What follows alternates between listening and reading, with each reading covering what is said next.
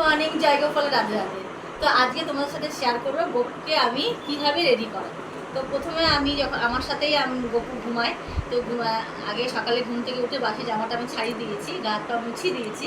এবার করবো স্নান, তারপর আমি খেতে দেবো। আর এই যে চামচটা দেখতে পাচ্ছি, এটা হচ্ছে আমার এক ননদ টুম্পা, সে আমাকে গিফট করেছে। যে গেল সপ্তাহে যে গপুর অভিষেক দিয়েছি, সেখানে চামচটা গিফট করেছিল। সেই চামচটা দিয়ে আজকে সকালে ব্রেকফাস্ট করাবো। তো সবটাই তোমাদের সাথে শেয়ার করবো, তোমার সঙ্গে থাকো, দেখতে থাকো। তো এখানে আছে গোলাপ জল, আর আছে মধু, আর আছে অগরু। তো এই তিনটে আমি দিয়ে স্নান করাবো। প্রথমে আমি এই উপর বাটিটাতে 1 বাটি জল নিয়ে এসেছি।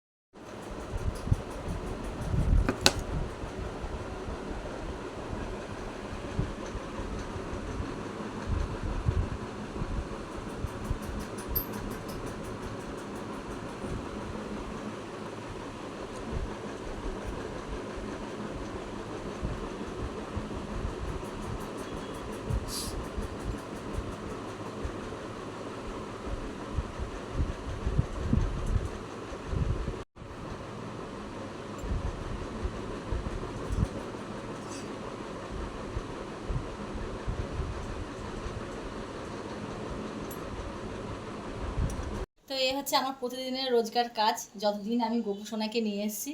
তো এইভাবে প্রতিদিন আমি রেডি করাই।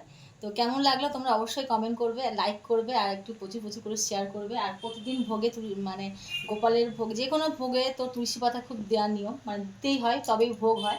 তো তুলসী পাতা প্রতিদিন দিই। আর এটা সকালে খাওয়া, আর দুপুরে খাবার দেবো পায়েস।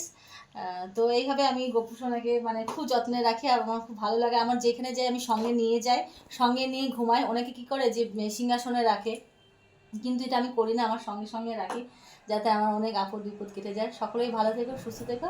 তো চলো টাটা।